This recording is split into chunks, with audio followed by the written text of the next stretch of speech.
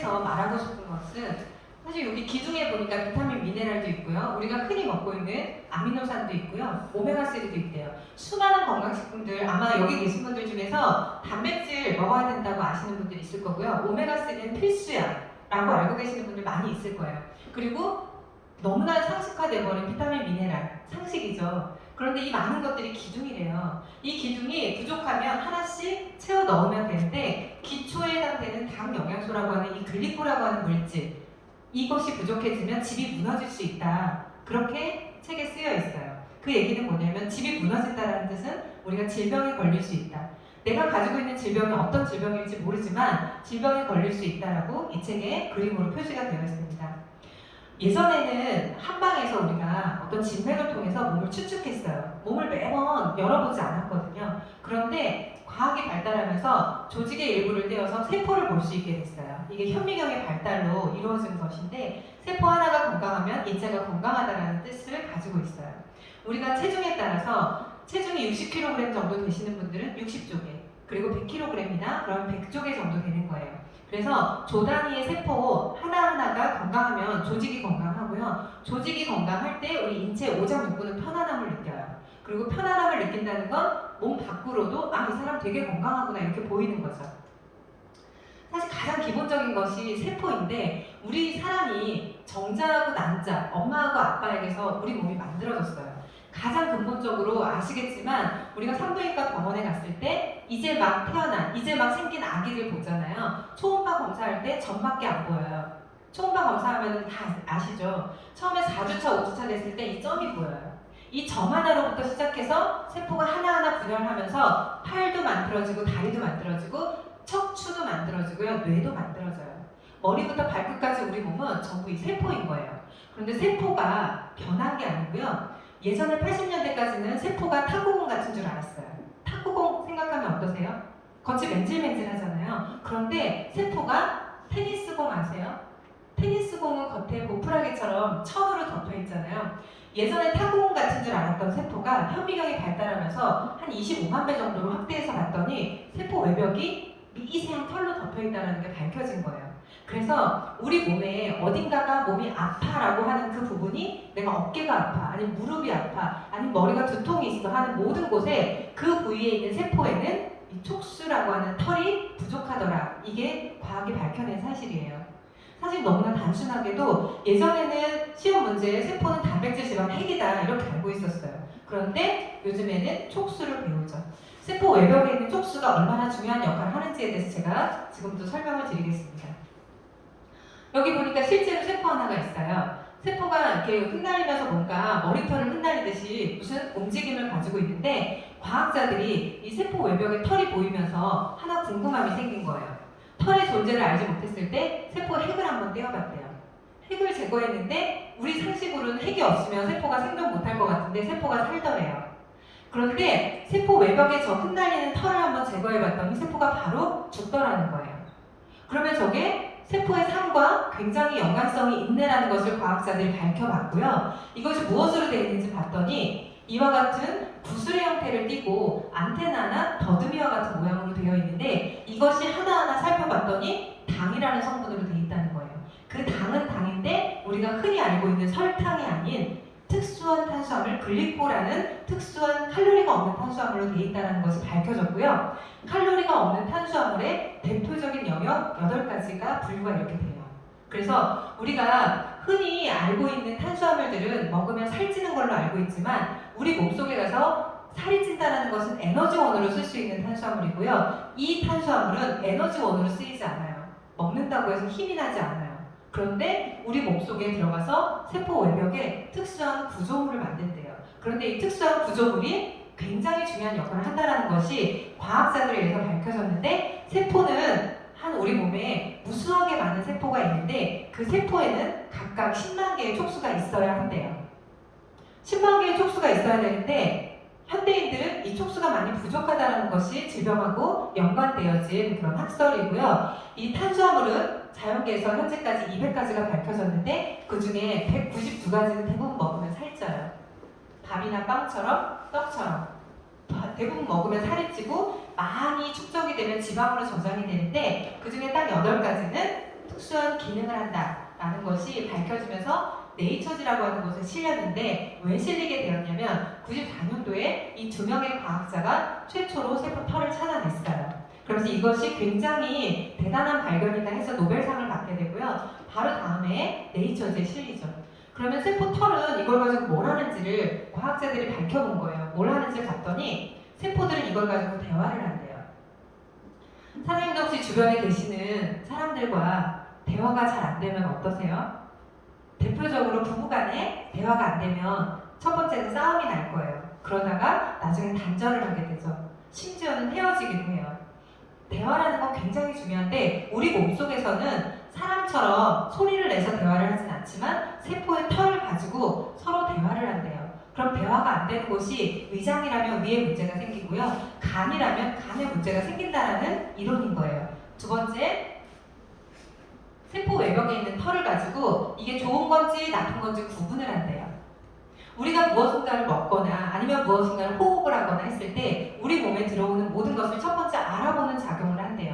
세포 촉수가 빼곡하게 많고 세포 촉수의 상태가 완전체로 좋은 사람이면 대화가 첫 번째 잘 될 거예요. 대화가 잘 되는 관계는 굉장히 좋잖아요. 그리고 이게 좋은 건지 나쁜 건지에 대한 구분 능력이 뛰어나질 거예요. 나쁜 애면 절대로 들어오면 안 되고요. 좋은 애는 잘 받아들여야 되는 거잖아요. 세 번째, 우리 몸은 조절이라는 게 가장 중요해요. 면역이라는 게 무조건 높다고 해서 좋은 게 아니고요. 면역이 낮아도 좋은 거 아니잖아요. 과면역 질환이신 분들은 면역을 낮춰야 된다 생각하는데 저면역이신 분들은 면역을 또 높여야 된다 생각해요. 가장 이상적인 건 면역이라는 건 조절, 정상 조절이 가장 중요하고요. 그 중에 대표적으로 호르몬도 마찬가지예요. 가장 이상적으로 균형이 맞춰졌을 때 우리 몸은 건강하다라고 볼 수가 있는데 이 촉수가 망가졌을 때 무슨 일이 벌어지냐면 여기 보시는 것처럼 백혈구는 대표적으로 상식적으로 알고 계실 거예요. 백혈구는 그날 우리가 망가진 나쁜 것들 잡아먹는 세포로 알고 있어요. 그런데 여기 보니까 망가진 암세포를 얘네들이 세력을 키우기 전에 없애야지 우리는 암 환자가 안 되는 거거든요. 그런데 세포에 이렇게 밤송이처럼 나인 촉수가 상태가 이상하다라고 생각해 보세요. 그러면 저런 암세포를 알아보질 못해요. 알아보지 못하면 어떻게 될까요? 그냥 별 이상이 없나 봐 이러고 패스하는 거예요. 그러면 저 암세포는 무수하게 증식을 하겠죠. 그러면 나는 암의 몇 기 이런 식으로 되는 건데 이것이 촉수라고 하는 것을 밝혀내기 위한 실제 사진이고요. 실제로 미국의 폭스체이스 암센터에서 공개한 사진인데요. 세포 외벽에 털이 없어진 이 세포는 첫 번째 염증이 되고요. 염증에서 주로 암세포로 이렇게 변하더라라는 동안 사이언스 기사도 이렇게 나와 있습니다. 그러면 세포 외벽에 털이 이상이 온다면 무슨 질환이 오는지 봤더니 세포 교통에 오류가 생긴대요. 교통 마비 현상이 생기는 거예요. 그리고 면역을 너무 높게 해도 안 되는데 과면역 질환이 있어요. 아토피나 비염이나 천식, 우리 알고 계실 거예요. 이 질환들은 면역을 너무 과잉하게 하는 거예요. 면역에 에러가 난 거죠. 그래서 병원에 들어가면 면역 억제제라는 걸 써요. 비염 환자들 항히스타민제 먹는 거 보셨을 거예요. 알러지약 이런 게 다 항히스타민제거든요. 면역 억제제죠. 그리고 실제로 이런 질환을 가지고 면역 억제를 하다 보면 실제로 면역을 해야 되는데 면역을 못 해요. 이런 질환도 이렇게 생기죠. 면역 억제제를 쓰다 보면 실제로 세균 감염이 되기도 하고요. 여러 가지 에이즈라든가 모든 염자 들어가는 것들은 대부분 세포가 감염이 됐다라고 이해하시면 될 거예요. 그리고 당사슬은 전신에 존재하는데 특히 뇌기능, 뇌세포에 당사슬이 없다면 치매, 우울증, 파킨슨, 자폐 등등 뇌에 관련된 뇌질환, 정서질환들이 올 수 있어요. 대표적으로 설명드렸지만 정자하고 난자 끝에도 당사슬이라는 게 있는데 임신도 안 된다라고 그렇게 과학에서는 밝혀냈습니다. 다행인 건 우리 몸은 살아있고 여기 계신 사장님들이 오늘 머리를 다 밀어보시면 한 3, 4일 정도 지나면 머리가 쭈삣쭈삣하고 올라오잖아요. 우리 몸은 살아있다는 증거예요. 내가 오늘부터라도 무엇을 먹느냐에 따라서 아까와 같이 서재걸 박사님 책에 나와 있던 것처럼 집을 한번 다시 지을 수가 있거든요. 집을 다시 짓는 것처럼 세포는 재생이 될 수 있다. 이렇게 보여지는 거고요. 과학 저널의 내용은 다 소개가 되었는데 그 중에 네이처 사이언스지에서 대표적인 3가지 기능. 첫 번째 알아본다, 인지한다, 그리고 면역한다, 대화한다. 이 3가지 기능을 기억을 하시면 될 것 같아요. 대부분 환자분도 계시지만 암 환자분들의 세포는 흔히 이렇게 얘기하죠. DNA가 망가져 있다 얘기해요. 근데 망가진 DNA를 고칠 수 있다라고 현대의학에서 알고 있다면 수술이나 항암이나 방사선을 하지 않을 것 같아요. 그런데 망가진 DNA를 수리할 수 없기 때문에 그냥 수술이나 항암이나 방사선을 하게끔 하는 건데 뉴튼지에서 전혀 다른 이야기를 하고 있어요.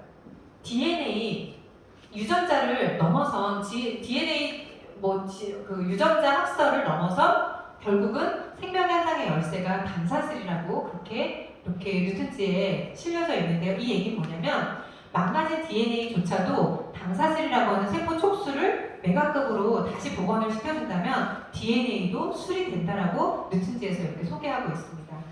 교과서에서도 당연히 나와 있고요. 아이들이 보는 책에 저는 이것이 성인들의 어떤 상식을 깨는 그림이라고 생각을 해요. 우리가 흔히 세포가 대화한다 이런 얘기를 성인이 돼서도 잘 못 믿으시는 분들도 있어요.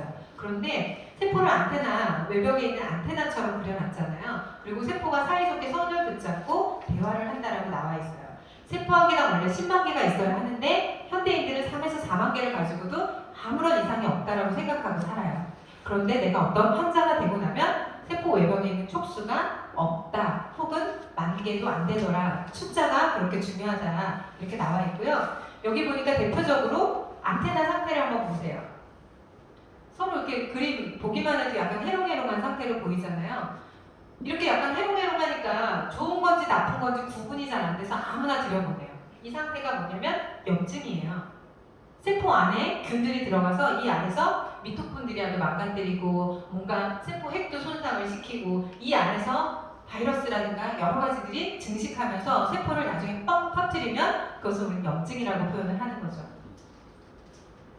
그래서 실제로 우리 몸에서 염증만 잘 제거할 수 있다면 우리 혈액은 계속해서 젊어질 수 있을 거라고 생각을 해요. 그래서 이 영양소는 젊음을 되찾게 하는 기밀이 되기도 한다. 이렇게 일본 아이들이 보는 책에도 이렇게 나와 있어요. 그래서 어릴 때부터 과일과 야채를 통해서 이 당 영양소를 많이 섭취해야 된다. 이렇게 나와 있고요. 예전에 우리가 100년 전에는 이런 것들을 재배하지 않고 다 먹었던 때가 있어요. 근데 현대인들은 다 무엇을 먹고 있냐면 재배한 것들을 먹죠. 과일이나 야채나 보면 모양들은 너무나 예쁘고 정말 탐스럽게 생겼어요. 그런데 그 안에 영양소가 이렇게나 많이 없대요. 많이 없어진 상태예요. 그리고 심지어 이런 것들도 많이 먹고 살죠. 그래서 저는 많은 분들을 만나면서 주로 이 닭하고 이 닭하고 우리가 구분할 수가 없어요. 우리 몸이 구분해야 돼요. 내가 나쁜 걸 먹었다면 그걸 뱉어낼 수 있게 내 몸이 센서 작용을 해야 되는데 그 센서 작용이 안 된다면 우리 몸에서 숨어 있다가 문제를 일으키는 것이 질병인 거죠. 이런 것들 맛있잖아요. 맛은 있는데 우리 몸에 들어가서 이것이 대사되지 못한다면 대부분 독소로 남는다는 거고요. 우리가 지금까지 들으신 내용들이 94년에 밝혀진 내용을 지금까지 들으신 거고요. 96년도에 교과서가 뭐라고 실렸냐면 우리 몸의 첫 번째 단위는 세포래요.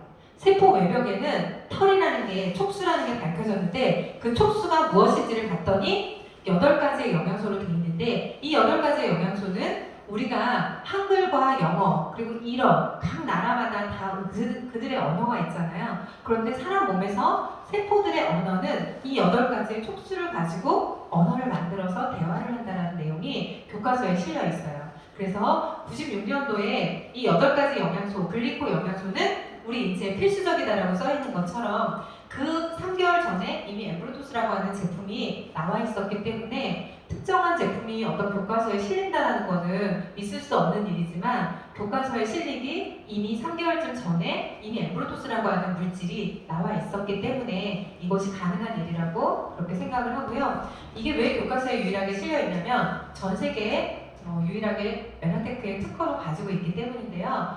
만들어진 거는 96년도에 만들어졌는데 우리나라에는 2004년에 등록이 되었어요. 그래서 특허를 뭐라고 받았냐면 본 발명의 식품보조제라고 표현했죠. 치료라는 단어를 쓰고 있어요. 보통 우리가 음식을 가지고 치료된다 이렇게 얘기를 하기 참 어려울 텐데 이 글리코 영양소는 치료라는 단어를 쓰고 있고요. 이 물질이 독성이 없기 때문에 수많은 거의 75만 명 정도의 데이터를 가지고 있을 정도로 사람이 이것을 먹어서 이와 같은 결과를 가지고 있다는 것이 명백하게 입증이 되면서 특허청에 이대로 내용이 공개가 되어 있습니다. 비롯해서 수많은 질환들이 많이 나와 있는데 당사슬의 기능에 대해서 결국은 궁극적으로 우리 몸에 망가진 것이 성인이 되고 나서 고칠 수 있는 방법이 뭐가 있을까요?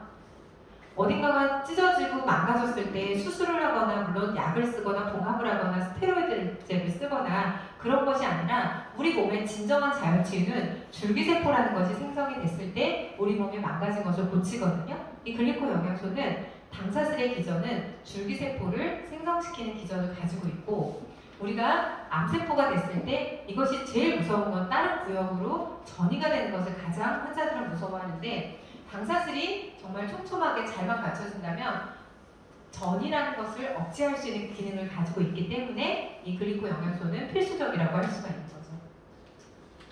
실제로 임신에도 관여한다고 했는데요. 이 사진이 불임 환자 사진인 거예요. 우리가 흔히 정자세포가